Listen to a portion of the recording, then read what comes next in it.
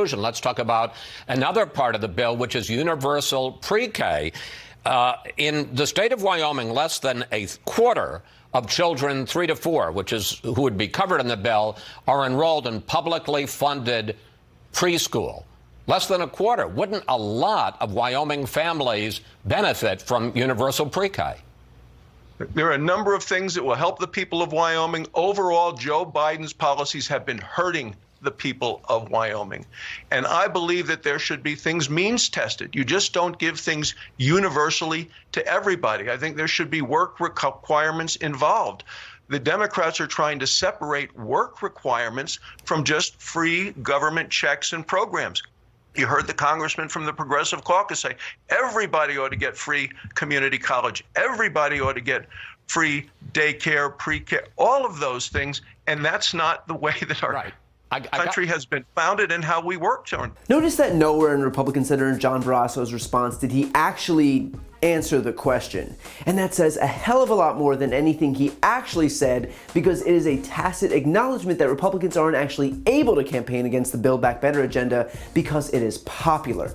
Honestly, let's look at the individual elements of this bill. Data for Progress polled the provisions and found 79% support long-term care investments, 73% support modernizing K-12 school buildings, 74% support modernizing the electric grid, 73% support allowing the government to negotiate lower drug prices, 59% support lowering the Medicare age and universal pre-K, 58% support free community college and creating a civilian climate corps, 56% support a pathway to citizenship for immigrants, and 50% support extending the child tax credits. And the ways to pay for it are just as popular. 2/3 of Americans support raising taxes on wealthy business owners, increasing capital gains taxes, raising income taxes on those making over $400K a year, increasing IRS funding to catch tax cheats, and raising the corporate tax rate on companies that pay $0.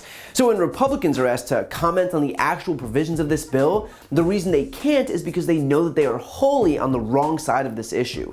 But still they won't alter their position because hurting Joe Biden is more important than helping Americans. And of course, Barrasso tries to redirect to talking about means testing, which is always Exhibit A in Republicans' playbook, because it takes the attention away from the wealthy, who stand to lose the most from this legislation, and puts it onto the poor, who actually stand to gain. And so by talking about means testing, Republicans are able to shift our focus onto this idea that the real problem is the threshold at which someone who may be poor still might not be poor enough to receive a benefit that they don't deserve. Do you see the issue here? Republicans are trying to block legislation that 2/3 of the country supports, where billion-dollar companies that paid $0 in taxes would have to finally pay up, where millionaires who pay a lower effective tax rate than their secretaries would have to finally pay up, where tax cheats who get away without paying a combined $1 trillion every year would have to finally pay up, and instead making you think that the real issue here is that someone who makes $30,000 a year might just benefit from a program where the cutoff was $27,000.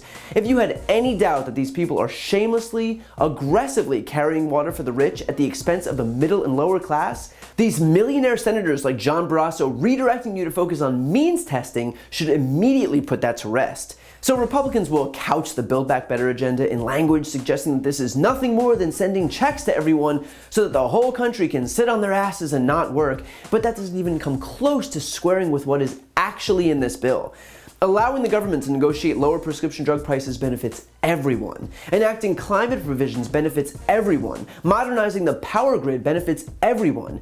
And even those provisions that will benefit the poor, like care economy provisions, still benefits everyone. If child and elder care are affordable and they free up their caretakers to go get jobs, that is more people that can participate in the economy. More people that can spend money at businesses and restaurants. That stimulates the economy for everyone. Any way you cut it, this bill will help all Americans. So Republicans may try to desperately lean on their talking points, vilifying the working poor per usual, but just remember who they're protecting by doing so: the ultra-rich. The same people who they always protect. They will fight tooth and nail to defend the status quo. They will vilify the poor and call them lazy and make you think that they are the reason that you're not prosperous. But just remember that the top 1% owns more wealth than the bottom 50% of this country.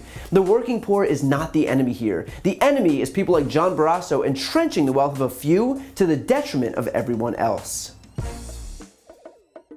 To see more videos like this, click the subscribe button right here on this screen. And if you want to support my work, subscribe to my podcast, No Lie with Brian Tyler Cohen. I cover the most important stories each week, and my guest is always one of the top political figures, including Vice President Kamala Harris, Jen Psaki, Elizabeth Warren, Pete Buttigieg, Nancy Pelosi, Katie Porter, Cory Booker, and so many more. The podcast link is also right here on this screen, so give it a listen and subscribe on Apple Podcasts, Spotify, or wherever you listen to podcasts.